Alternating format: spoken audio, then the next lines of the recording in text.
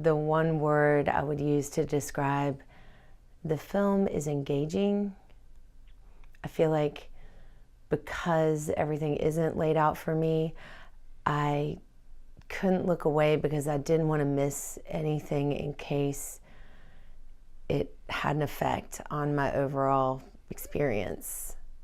If I were going to talk to a friend about this and tell them, yeah, I want you to see this, I would have to qualify it with, I want you to just stay open to everything and relax into it. Although I found myself holding my breath at so many different places, I was relaxed in my mind, even though my body was really tense. From the very first moment with that first quote about love and going forward, and then that surge of the train. When I think about something I love or someone I love, I tend to be very passionate and very, very powerful and intense with it and focused. That was almost a joyful moment because I felt like that quote led me into the image that felt very relatable to me as someone who is a pretty intense person, especially when I talk about things that I love or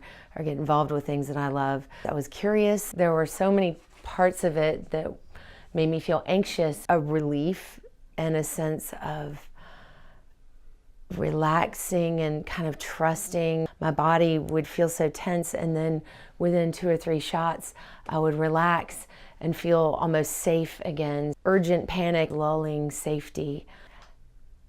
I knew that when I saw the words, be they printed on the screen or if they were spoken aloud, I had the sensation that it was a quote or something I'd heard before. But I appreciated when the words were on the screen for me to look at because I felt like I could fully take them in and comprehend each individual word, and then it would shape my impression of what I saw next, as opposed to when they were spoken, they were more of like a musicality than the words having like a very conscious meaning to me as I was watching other things and then the words were over them. I think the point where the music was happening during the flag, and the flag was waving and there were planes in the sky, and then it cuts out really abruptly, and then I think it was not until the next shot that it came back. I felt that was really jarring and also really effective. When the 2 boys had the lilies and there was this, it was a string sound, and it was just so pretty and so delicate and really amplified the innocence of especially the first moments of that, when they were just touching the lilies and like exploring each other with the lilies before they started kissing. I felt like it was just so sparse and it was so delicate that it really underscored that moment of when you're with someone for the first time. I felt like the music was particularly beautiful right then. The first time I saw someone reading A Brief History of Time, they were in the hammock, and at first I was, the in motion concept was in there and the hammock is just like rocking a little bit. And then when it kept popping up, I was like, oh, okay. Because I have picked it up and put it down and picked it up and put it down, and it kept popping up and popping up. And I noticed that people were in different places in it. And then at one point, the person reading it, when the waterfall, it was clearly in reverse because the waterfall was going backwards. I was like, well, now we're just playing with time. The train and the airplane just pop on the screen, and it's such a vivid, like the colors are vivid and it's bright and it's moving, and I've just seen the words in motion, and I was elated, I was excited. It was going somewhere, it had purpose, and then there was so much silence and stillness and just the grass moving, and I'm like, okay. And then that plane just floated up, and the juxtaposition of the power and the fastness, the speed of the train. And even though the plane was obviously in my conscious mind going much faster with much more power, the fact that it just floated right up there was I don't even know if sound was running at that point, but like in my head there was sound. Like I could hear this very powerful sound, and then there was like this nice light breezy sound, and then there was just this floating, a really nice little triad of, I guess, sensation and I guess imaginary aural sensation that was really neat. It was kind of cool because there was just grass and then more grass and more grass. And so obviously my brain starts trying to make connections, and the first grasses were so green and you could almost smell them and feel them, and that's the kind of grass you want to feel on your skin. And then it was golden and higher, and then it starts to turn yellow and gets kind of scraggly, and then when it's left at the end of the season, it's just this brittle, crunchy, like almost white. And here I am still concentrating on that idea of motion and how it moves and how differently the different grasses move. And then I started thinking to myself, well, that's just like the lifespan of grass. It cuts to a truck, and it's an overhead shot, and it's a really cool green truck. It's the kind of trucks that I like to look at. And then the man is looking at the truck, and although the truck is old, it's like what you like to think of as old. But then the man in the car, that's clearly an older car too by today's standards. And so I'm like, oh, well, that's just like boring old as opposed to really cool old. And then he gets out and he starts to approach the truck, and I'm thinking, okay, he's gonna trade up old, you know, like he's gonna go from lame old to cool old. And he gets inside, and there are all these glasses, and it made me curious because it was the first time in the film that there was something unusual and non sequitur. Then I started noticing there were glasses on the rearview mirror and on the back window. And then he starts playing with them. And so I'm like, is it glasses because once he finds the right ones, he can safely drive off in the car? Or is it that like he's going to perceive things differently as he tries on the glasses and there's no right answer? You'd see him put on the glasses, and then the camera would refocus, and you would see, okay, this one's brighter, this one's not as bright. And so I found it really playful and almost Lewis Carroll-like in the way that this guy just happens upon something that then kind of takes him on a tiny little adventure. And it was an overhead shot, and I didn't know what I was looking at, which was very fun because I knew it was water and I knew it was land, but I didn't know if it was just like a really tight, close shot on like a mud puddle. But then when it panned up to the dam, it immediately made me go back to that idea of motion and the fact that here's this natural thing. And yes, dams are great because we get to live places we wouldn't get to live without dams, and we get power and that kind of stuff. Wow, humans love to control things and motion of things and how things can progress. And the idea of the dam more than anything else is like such a great metaphor for that. That idea of like, we'll let you flow, but only so much, only so many times, and only when we say. Yeah, that American flag was huge. It seems so big, and I know it was a big flag, but like the image just seems so big against that blue, blue, blue sky. But the way that it was moving was like dance theater. It was just like, and then there were planes and the moon, and it truly felt like, I mean, I felt like it's what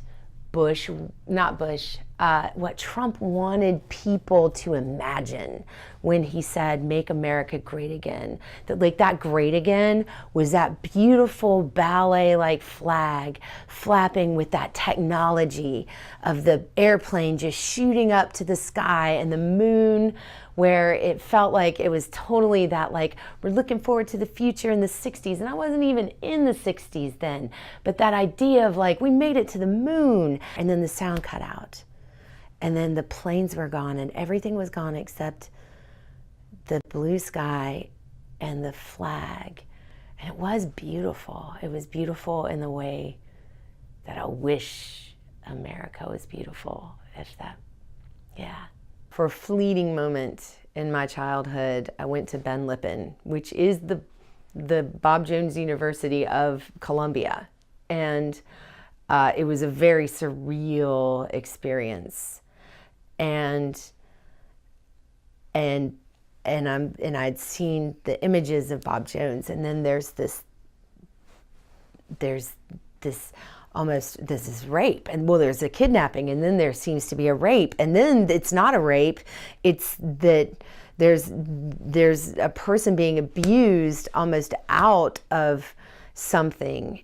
And so immediately I was like, oh, this is totally one of those reformation of who you are camps that religious groups kidnap you and then take you and make you not gay. And then the kid's tied up and he's got wires on him, and he's, and he's totally naked, and he can't cover himself, and it is shameful, and the Bible's over his penis. I was so angry and so frustrated, and then I started thinking about this idea of motion, and I was like, okay, going back to the dam, like we're stopping something natural happening and reshaping it and deciding what of it can go through and what of it can't, and when it can and when it can't.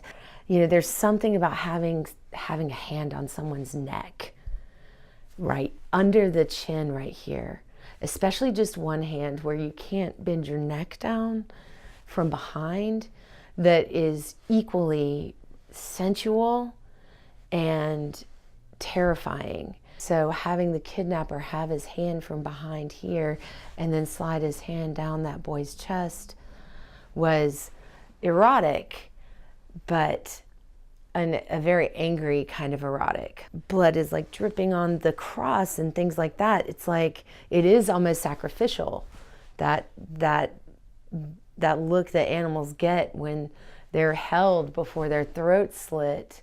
And a part of it was that it made me angry that I found it so sensual and so erotic. Coming out of such an intense moment and such an emotionally riling moment, there is this real tight shot for a fleeting moment of a lily.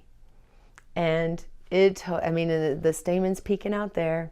And after that whole erotic thing, I like openly giggled, because it just looks like the good version of a penis coming out of a zipper. It's just like, hey. And then there were two boys, and it was the antithesis of the scene before. And it was so sweet, and it was innocent, and they're sharing their flowers, and they're touching their flowers, and and of course, like, it's instantly, especially from just that very first shot, they're totally penises to me.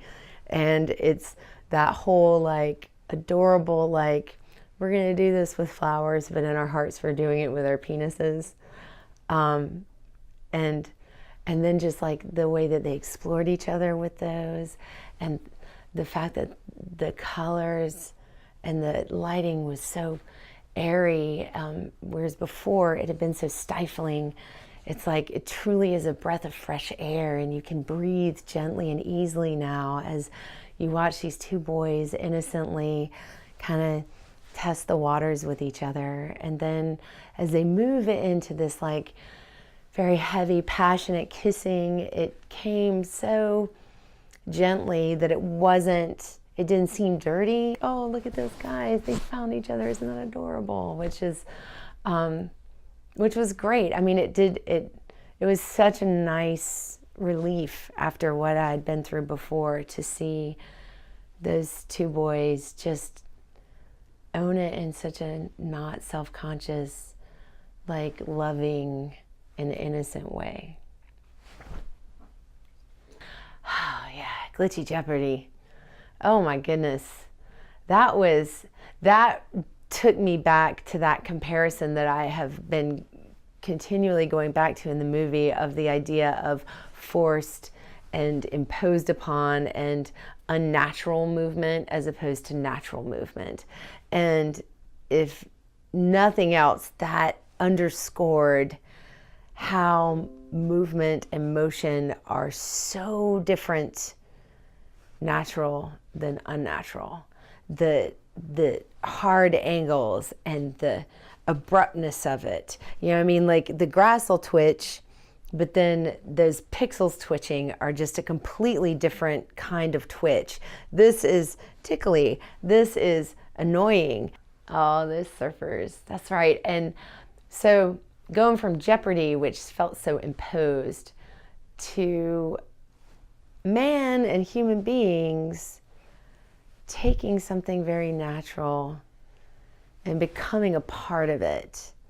It was a really nice reminder that, yeah, okay, we make things like surfboards and wetsuits, and we do shape like the cold of the water because of our wetsuits and the way that we can move through the water with the surfboard. But it was nice to see, it was a reminder of the synchronicity that can be achieved even through technology with nature. And the train that's always moving is a symbol of movement, a symbol of purpose and industry, along with the smokestacks, is that everything by nature is industrious and is going to move forward.